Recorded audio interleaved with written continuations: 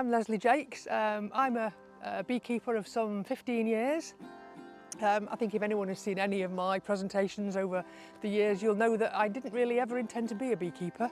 It all happened when a swarm came to land in my garden, and the rest is history. But I found it to be a fascinating pursuit. It's something that gives me the opportunity to learn, not only about the bees, but also about what the bees are foraging on, the bee behaviour and so on. It's turned into something much wider than just beekeeping for me. And so that's a little bit about me. I'm sure as we go around and we'll have a look at the bees, we'll have a look at the plants here, that we'll learn a little bit more as we go along. They're super complicated little creatures because this is not just one flower, this is a whole matrix of tiny little florets. They have fantastically good nectar, fantastically good pollen. They're really, really valuable pollinator species, not just for bees, but beetles and flies and hoverflies will also forage on dandelion. And if you're lucky, you may get a dandelion honey, you may get a nectar from these in the spring. But what we tend to see is that the bees have been foraging on the dandelion pollen, which is bright orange. They'll bring that back to the colony, and if they're drawing wax at the time when the dandelions are out, it's absolutely bright yellow. It's gorgeous, and it's really clear that you can see that they've been out on the dandelions. You know, when we get these great swathes of dandelion along the road verges and so on. And now I think councils are starting to recognise how very, very important these are to our wildlife, and they tend to leave them a little bit later. Everyone can help, of course. As you know, as we said earlier, don't mow your lawn. Let these little fellas go to seed, and we'll have something for the pollinators to enjoy a little bit later in the year. So we've got one here which really divides opinion. This is Himalayan Balsam. It doesn't have any recognisable blossom on it at the moment. It's still only perhaps 8 or 9 inches high. But the blossoms will come onto this towards the end of the year, so maybe sort of August and into September. It will carry on flowering until the last frost. Himalayan Balsam was introduced into the UK as an ornamental plant. And it is very pretty, but it's also very invasive.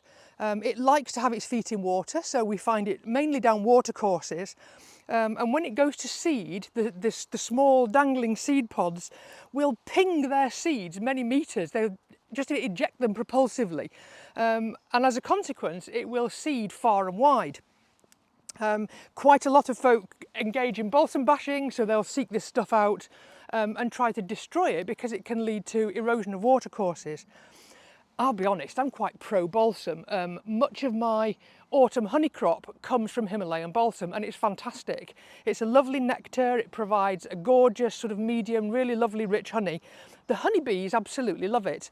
And you can see, if you see your bees returning to the hive and they've got a really characteristic white sort of figure of 8 pollen mark on the back of the thorax, they've found the Himalayan Balsam, because the stamens of the plant are in the top of a tube-shaped flower, and they deposit pollen onto the back of the bee as she's going into the flower. And of course it's in that part where she can't actually clean it off very effectively.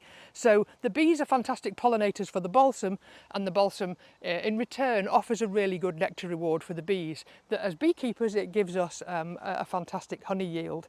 So, you know, I could take a couple of £100 of balsam honey this year, and I'll be saying thank you to this little plant.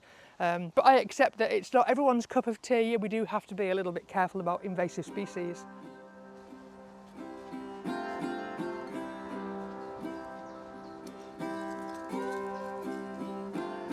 So here's one of our national treasures. This is the bluebell, and this one is actually our native bluebell.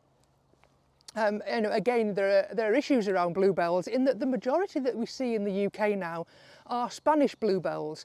They're thicker set, they have flower heads that surround the stem, whereas our native English bluebell is a delicate little girl with a thin stem, a narrow stem, and flowers that will actually just lean over on one side of the stem, so we don't see these tall chunky giants. They're quite delicate little flowers.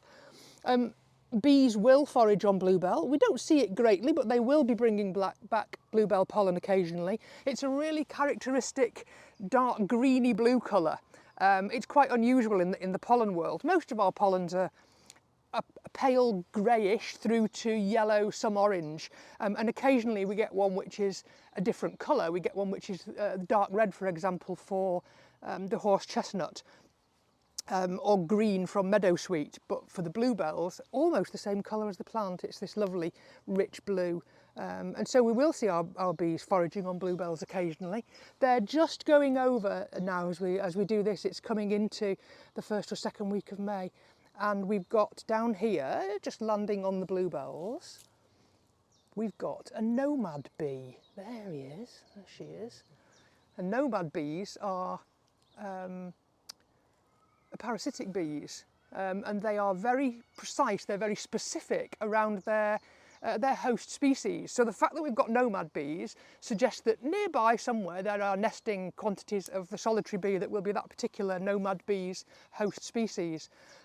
There's quite a few nomad bees, they all look the same, so please don't ask me which one it is, but there are quite a few in the UK. It's lovely to see that here actually.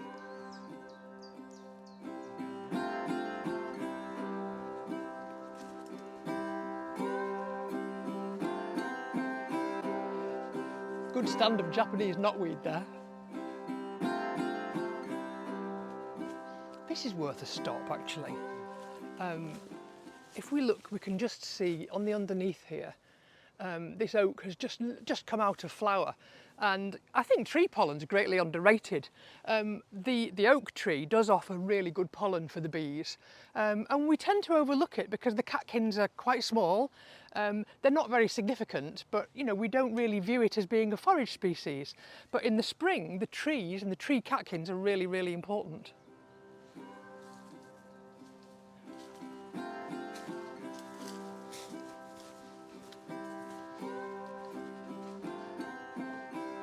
Oh yes, look at that.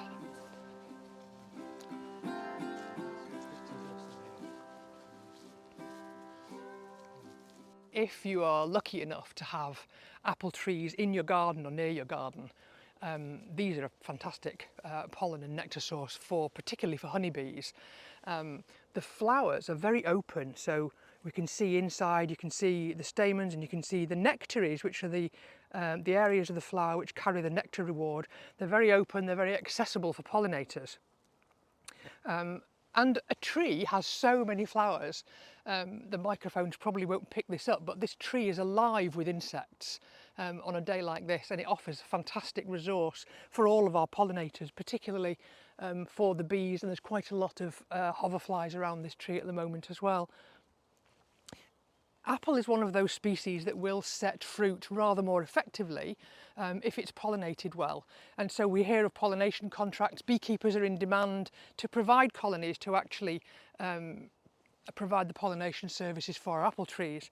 But we saw dandelions earlier on, and if there are dandelions in the orchard at the same time as apple trees, dandelion nectar and dandelion pollen is more advantageous for the pollinators than apple trees. So if you want your apple trees pollinated, then unfortunately you're going to have to mow the grass because the bees would preferentially target the dandelions. But yeah, we get really good, really nice nectar from the apples. You can see the stamens if we can get in on the middle of the flower. So these tiny pollen-bearing areas in the middle of the flower, and like most flowers of their family, Rosaceae, they will offer a fairly pale yellowish coloured pollen.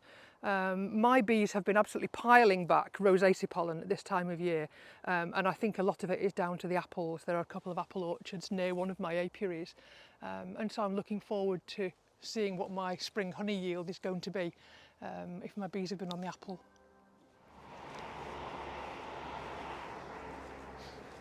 Here's some interesting stuff. So, this one's a little bit fringe, but don't overlook things that don't necessarily have any flowers on them. So this is bracken. It's a bit of a scourge of the open felllands on occasions. It's quite invasive and it grows like wildfire. But bracken has extrafloral nectaries. So this is something upon which insects can forage in the absence of flowers. So like all fern type plants, it will have spores rather than pollen grains that arise from special organs on the underside of the leaves. but it does also have extrafloral nectaries. I mean, there are other plants that perhaps we can grow in our gardens that are similar. And a real good case in point is cherry laurel, Prunus laurocerasus, which has really, really valuable extrafloral nectaries, as do cherry trees, so they're very similar. And although with the Prunus and with the Bracken, there aren't any obvious flowers for much of the year, there are these extrafloral nectaries, which are just a little secret nectar source for insects. So, is it Comfrey? Yes, it's not yet in flower, unfortunately, is it? So we've got here a Comfrey. This is quite a large stand, and unfortunately not in flower yet. It has really characteristically hairy stems and leaves. It's Boraginaceae family, so it's related to borage, and the plant form is really characteristic of that. As is its mealiness, its hairiness.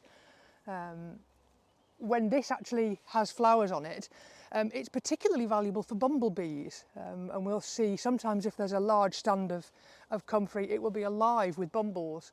The flowers are quite lengthy, and honeybees don't always have tongues which are long enough to reach the nectary which is at the base of the flower.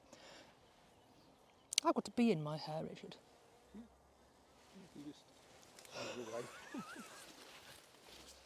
Some of the flowers that we've seen, we can see that they're really key sources of nectar, which is the carbohydrate for bees, and pollen, which is the protein source for bees. As we do, all creatures require a balanced diet, so we need our proteins, our carbohydrates and so on, and bees do as well. Protein's really, really important for developing young bees and for aiding growth and any kind of cellular repair, and it's the pollen that actually provides that protein source for the bees. Some pollens are more protein than others. Some are quite low quality protein, and we would measure that by what's known as the crude protein content. Anything which is over, say, a 25% crude protein content is actually classed as being really valuably nutritious for bees. And the real winners in this respect are particularly some of the spring species, so horse chestnut, goat willow, another one comes to mind, bird cherry. So if you really want to provide something which is good for your bees and is good forage, then particularly goat willow, which will grow absolutely anywhere, that's a really, really good source of nutrition for the bees.